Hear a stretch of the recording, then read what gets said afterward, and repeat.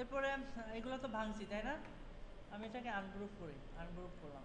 এখন এই প্রত্যেকটাই কিন্তু একটা লেয়ার নিয়ে চলে আসছে, আসছে একটা লেয়ারের ভিতরে সবগুলো গ্রুপ এবং পাথ নিয়ে চলে আসছে। সাপোজ আমি এখান থেকে এটাই ধরবো, এটা ধরবো, তো ডাবল ক্লিক করলে কি ধরতে পারবো, বা এটাকে যদি নাম দিতে চাই তাও পারবো। জাস্ট এর পাশে যে বৃত্তটা দেখা যাচ্ছে এখানে ক্লিক করলে এটা আমি ধরতে পারবো, আসছে। অর্থাৎ আমার যদি লেয়ারগুলোতে নাম দেওয়া থাকে তাহলে আমি ইজিভাবে উন্নত কাজ করতে পারবো, বুঝতে পেরেছি? হ্যাঁ, সিলেক্ট করার জন্য বা লেয়ারের গুরুত্ব এখান থেকে আমি এটা লক করে দেবো, লক, এটা আর সরবে না, সবগুলো সরবে কিন্তু এটা সরবে না। লকের shortcut key? Alter alter alter কি এটা লক করার জন্য? অল্টার অল্টার টু কি? মানে পেজ যখন কাজ করে হ্যাঁ, তখন পেজ শুধু একটা পেজ লাগবে না, না। কন্ট্রোল অল্টার টু হলো আনলক করার জন্য, আর কন্ট্রোল টু হলো লক করার জন্য। হ্যাঁ, আচ্ছা, এইগুলোকে আবার অ্যালাইনমেন্ট, এই যে অ্যালাইনমেন্টের কথা বলতেছিলাম না, এগুলো দিয়ে অ্যালাইনমেন্ট করলে ভালো লাগবে না, অন্যভাবে দেখাই আমি অ্যালাইনমেন্টটা। তো এইভাবে আমরা লেয়ার আর কি সিলেক্ট করতে পারি, লিঙ্ক, টার্নিং, গ্রুপ সব কিছু করতে পারি, লেয়ার হাইট, শো সব কিছুই করতে পারবো। আমি ট্রান্সফর্ম অ্যালাইনমেন্টটা একটু দেখাই দিই, যেমন এটা কিন্তু লিঙ্ক লক করা, ডিলেটও করতে পারতেছি না, এটা সিলেক্টই করতে পারবো না এখন। কী করতে হবে? কন্ট্রোলটা টু আসছে, ডিলেট করে দিলাম। আমি একটা ওভেল ড্র করলাম, ওকে। এইগুলাকে আমি সুন্দর করে সাজাবো, সিলেক্ট করলাম, এই যে অ্যালাইনমেন্ট আসছে, হরিজন্টাল সেন্টার, ভার্টিক্যাল সেন্টার করে দিই আমি যদি, তাহলে সবগুলো একসাথে হয়ে যাবে, একসাথে হয়েছে না? হ্যাঁ, তখন এটাকে আমি যদি ভাঙে কালার দিয়ে দিই অনেক সুন্দর দেখা যাবে না? তো আমি একটু অন্য ধরনের করি, এটাই সেন্টারে নিয়ে আসলাম, দেন এটা সুন্দর করে সাজাই নিই।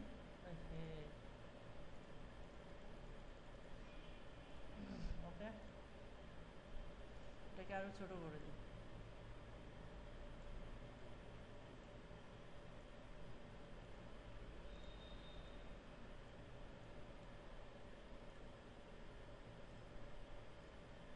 ওকে, এটাকে ধরে একটা চোড়া করে দিলাম, এটা ধরে উপরে উঠাই দিলাম এবং এটাকে কর্নার করে দিলাম, হয়েছে? একটা কালার আছে বলে আমরা অ্যারেঞ্জমেন্ট আর সেন্টার করে দিই। ওকে, এটাকে পাথ ফাইন্ডার থেকে আমরা পাথ ফাইন্ডার করে গেলাম, সব একটার ভিতরে এসে জড়ো হয়েছে।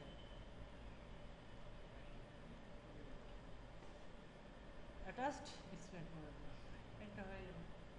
হুম, বুঝতে পারছি? যে কোনো ধরনের গম্বুজ এখান থেকে আমরা তৈরি করে নিতে পারি এখন,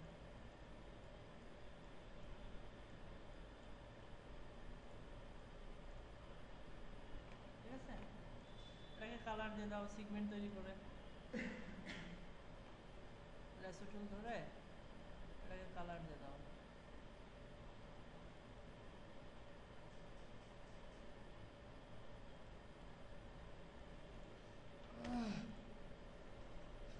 কি বলছিলে না? পেইন্টিং, পেইন্টিং এর ভিতরে কি দেখাবো? ফিল কালার, স্ট্রোক কালার তো দেখালাম। ও, স্ট্রোকটা দেখাই। স্ট্রোকের জাহাঙ্গীর বলতেছিল যে বিভিন্ন ধরনের স্টাইল আছে কিনা। হ্যাঁ, স্টাইল আছে বিভিন্ন ধরনের। রেড করে দিলাম, এটাকে একটু মোটা করে দিলাম 6, ঠিক আছে? একই জিনিস আমি কপি করলাম এবং হাইট ওয়েট কি একই না, জাস্ট আমি কপি করছি, জাস্ট এই ফিল কালারটা অন্য করে দিই, না ফিল কালার এটা বর্ডার কালারটা অন্য করে দিই।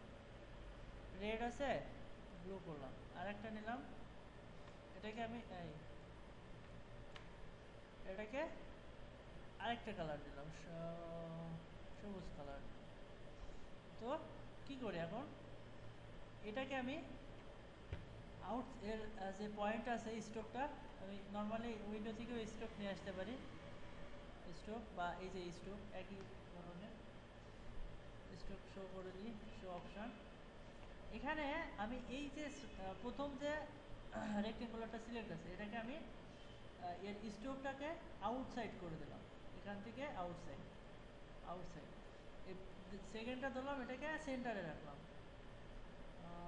সেন্টার, নর্মালি সেন্টারেই থাকে ডিফল্ট, এবং এটাকে ইনসাইড করে দিলাম। তাহলে কি তিন ধরনের হলো না? এখন তিনটাকে আমি যখন অ্যালাইনমেন্ট করতেছি আমার একটা সুন্দর ডিজাইন হয়ে যাবে। বুঝছে কি? আমার অবজেক্ট তো তিনটাই একই ধরনের, তাই না? কিন্তু আমার তিনটা আবার যখন যোগ করে দিচ্ছি তখন আমার মানে যে স্ট্রোকের যে ব্যাপারটা সেটা কিন্তু আলাদা আলাদা করে, যে সেন্টার, ইনসাইড, আউটসাইড তিনটা, এবং এইগুলাকে আবার ডিজাইন করা যায়। সিলেক্ট করে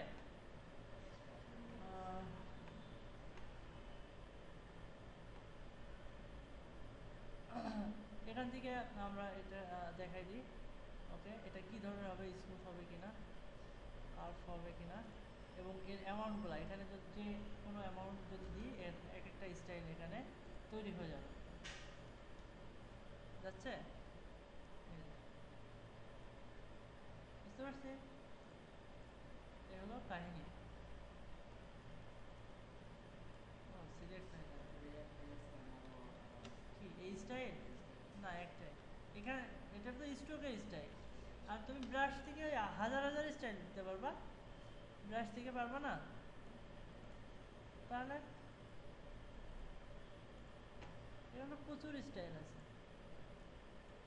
এগুলো তো ওখানেই কাজ করবে। বুঝতে পারছি?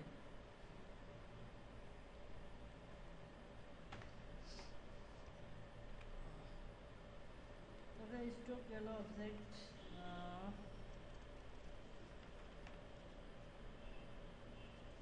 এখানে একটা বিষয় আছে যেটা হলো লাইট পয়েন্ট গ্রুপ।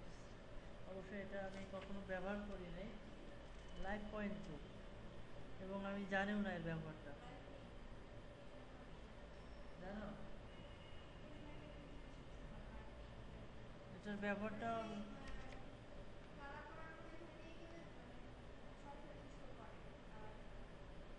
এর কোনো ফ্যাসিলিটি পাই নাই, বা এটা কীভাবে ব্যবহার করতে হয় এটা আমি নিজেও জানি না, কনফিউজ আমি। তো এটা আমি দেখাচ্ছি না। আমরা নেক্সটে চলে যাচ্ছি ব্রাশে। ব্রাশের ভিতরে ব্রাশ সিলেক্ট করলাম, ব্রাশের শেপ এটাকেও আমরা স্ট্রোক হিসাবে ব্যবহার করতে পারি। এই যে কোনো শেপ আমি দিতে পারি। যেমন এটাকে আমি একটা সোজা ব্রাশ ড্র করি, বা একটা পাথ ড্র করি। বুঝছে? এটাকে আবার বিভিন্ন ধরনের আমরা শেপ এখান থেকে দিয়ে দিতে পারি,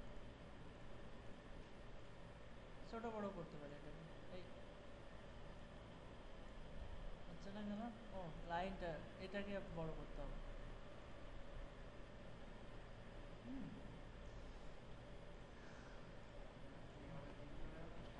এটা কিছুই চেঞ্জ করা যাবে না এখন। এটাকে যদি ভাঙা যায়, হ্যাঁ তাহলে যাবে। এখন যাও, হ্যাঁ এবার চেঞ্জ করে দাও।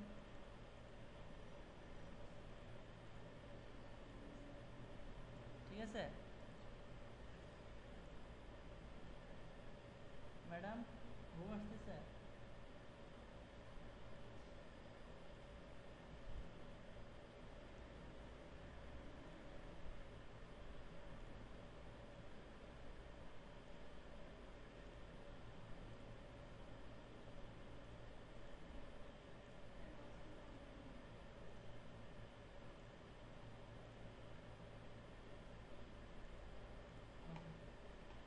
হ্যাঁ পারবা, কোনো সমস্যা নেই।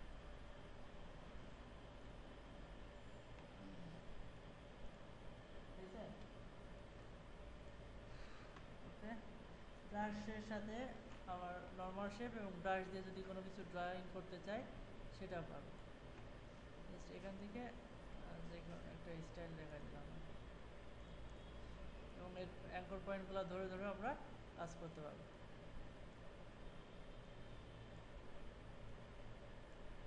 ঠিক আছে।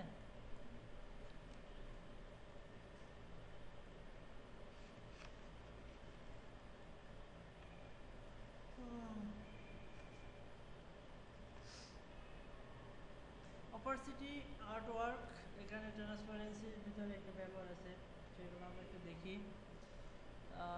কয়েকটা ওভেল আমি এখানে ইলিপস নিয়ে নিলাম, তিন ধরনের কালার দিই, একই কালার দিই আমরা। লাইন কালারটাকে নান করে দিই। এখন আমরা নর্মালি যদি অপারসিটি কমাই, এখানে ট্রান্সপারেন্সি হয়ে গেল, ওকে, শো অপশন করা আছে নাকি?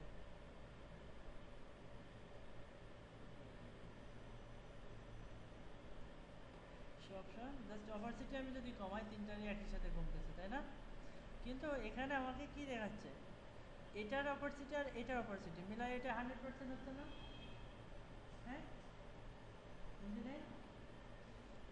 এটার তো একটা অপারসিটি কম আছে, তাই তো? এই দুইটা যখন এক জায়গায় হচ্ছে, তখন কি এই যে যে জায়গাটা এক জায়গায় হচ্ছে সেখানে ডাবল হয়ে যাচ্ছে না? সো কালারটা আমাকে ডাবল দিচ্ছে না? আমি যদি চাই যে এগুলা সিঙ্গেল কালার দিবে, এর উপরে আসলেও সিঙ্গেল কালার দিবে, তাহলে কি করতে হবে? হ্যাঁ, আগে থেকে আমাকে নকআউটটা চেক দিতে হবে এবং তারপরে অপারসিটি কমাতে হবে। কেমন? হ্যাঁ, না না হয় না, এখান থেকে চেক দিতে হয় যেন কোনটা।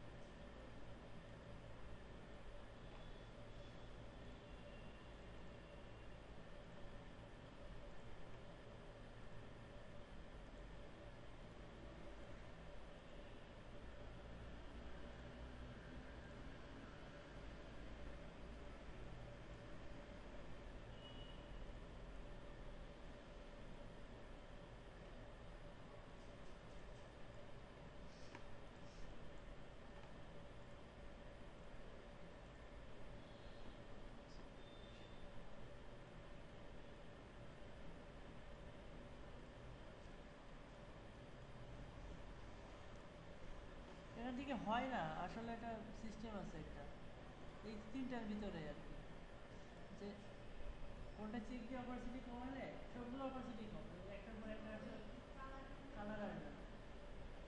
হ্যাঁ, এটা একটু দেখে নিন। ওকে, এখানে মার্কসের কাজটা দেখছি এখানে, এটা কীভাবে দেখাবো আমি নিজেও তো পারি। মার্কসের কাজটা দেখি আমরা একটু, নর্মালি একটা টেক্সট আমি ড্র করলাম, লিখি এখানে,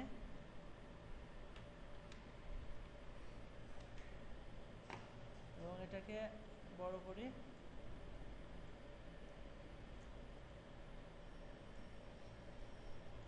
ফন্ট চেঞ্জ করি,